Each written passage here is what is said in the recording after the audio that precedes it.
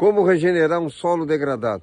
Geralmente o solo degradado, o que aconteceu com ele? Foi mal manejado, então ele tem alta compactação, então não penetra água, tem pouco ar. Eles também não tem matéria orgânica, tem baixíssima matéria orgânica e com isso ele vai ter muito pouca vida, então ele também não tem vida. Os minerais provavelmente já se foram também, então tu tem um solo depauperado em todos os níveis. O que a gente geralmente começa a fazer?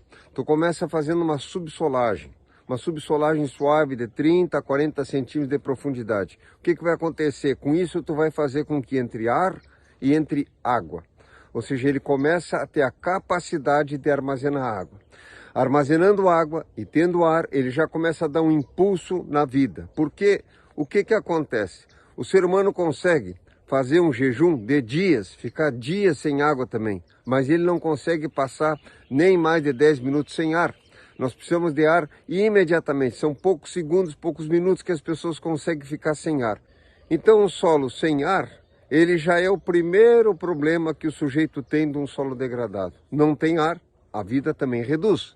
Se não tem ar, é sinal que está compactado. Se está compactado, não tem como armazenar água. Esses são os primeiros quesitos que a gente tem que entender. O solo é um ambiente vivo e ele tem que estar como um sistema vivo para poder receber essa vida. Ele é uma esponja. A melhor forma de armazenar água é no solo. Um solo bem drenado, um solo que tem a capacidade também de absorver a água, é um solo que tem vida. Então, ar e água são a base. Depois que tu subsolou a área, o que tu pode fazer? Fazer uma adubação verde. Aí tu pode entrar com leguminosas ou com gramíneas. Qual é a lógica que a gente segue?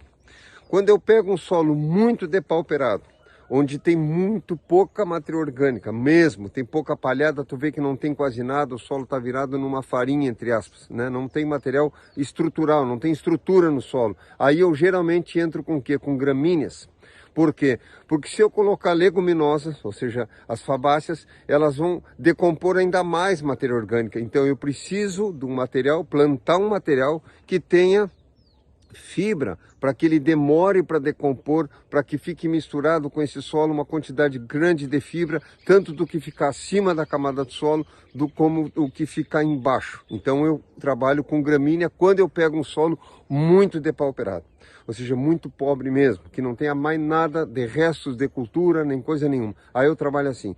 Quando já tem um pouco de palhada, tem um pouco um resto de cultura, ou mesmo do que é nativo, um resto de materiais que é nativo, aí dá para te entrar com leguminosas, porque aí tu já vai fixar nitrogênio, tu já tem um outro processo que seria um processo depois daquele outro que eu falei, de um solo mais depauperado. Aí tu entra com gramíneas. Aí se for de inverno, tu vai entrar com ervilhaca, se for uma área quente, o clima mais quente, tu vai entrar com uma diversidade gigante, como mucuna, labilabe, crotalária, enfim. A crotalária é muito interessante, porque além de ser uma leguminosa, ela também é uma controladora de nematóide, certo? Então a crotalária para áreas grandes a gente também usa em função dos nematóides, e áreas menores de horta até pode usar crotalária, senão a gente usa o tagete. Mas a regeneração de solo então começa por aí. Outra coisa que a gente faz é um coquetel de semente. Nós juntamos uma diversidade grande de sementes, milho, abóbora, feijão, milheto, labilabe, mucuna, feijão de porco, por aí vai. O que tu conseguir de semente, a maior diversidade de sementes que tu conseguir, tu mistura tudo isso, bem misturado. Se puder, pode colocar um pó de rocha, a gente bota na bitoneira ou no misturador, umedece um pouco essa semente, bem pouco, né? Botar de molho, só umedece, e aí vai jogando o pó de rocha ali e vai misturando. E aí tu vai fazer uma pelletização dessa semente.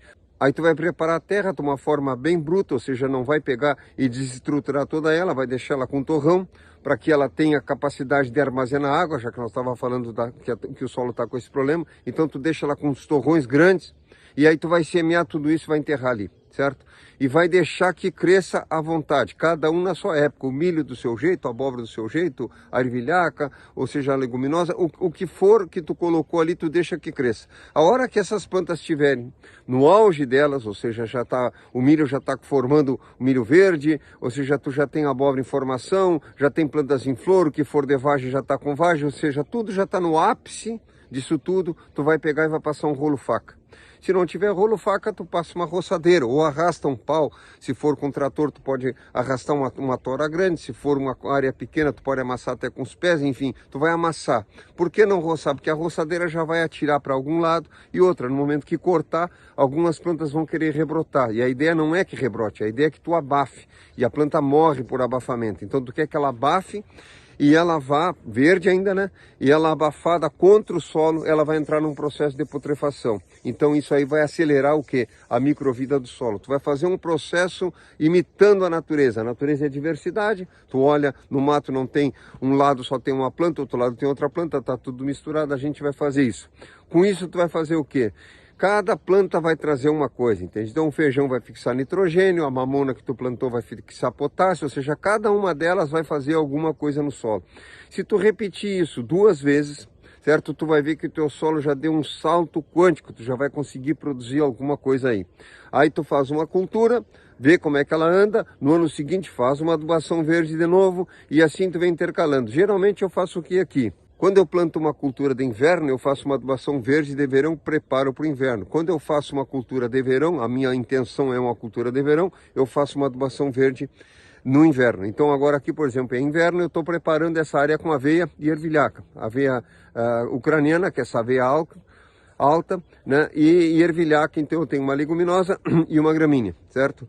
E com isso eu crio uma boa quantidade de palhada. Chega no verão eu tenho um bom solo para introduzir uma outra cultura e posso fazer até um plantio direto. Quando essa massa toda estiver no auge dela, a aveia ucraniana chega a subir 1,50 m, 1,60 m de altura, eu vou acamar tudo isso, vou abafar, certo? E aí o que acontece? Essa palhada toda em cima dela eu vou plantar uma cultura de verão, seja o que for. Então assim tu vai tendo o solo sempre. Esses solos todos nossos aqui, eles extremamente degradados, extremamente depauperados quando a gente veio para cá. E aos poucos tu vem regenerando. Então tu pode ir alternando inverno e verão.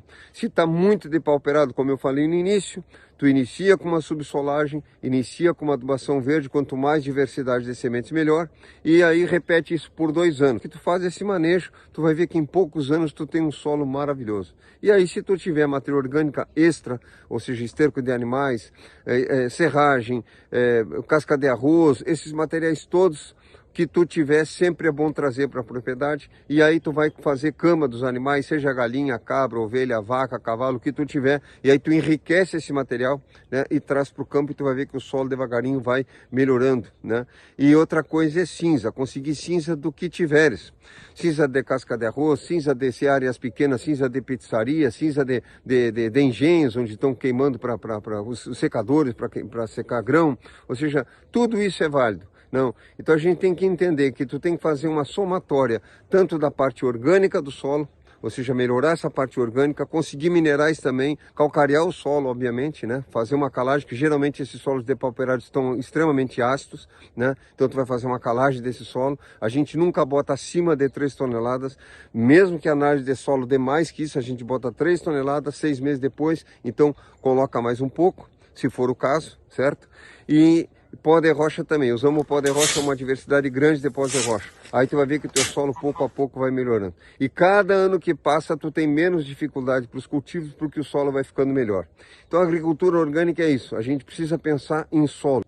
Eu preciso ter um solo que tenha capacidade de armazenar água e que facilite a penetração das raízes das plantas.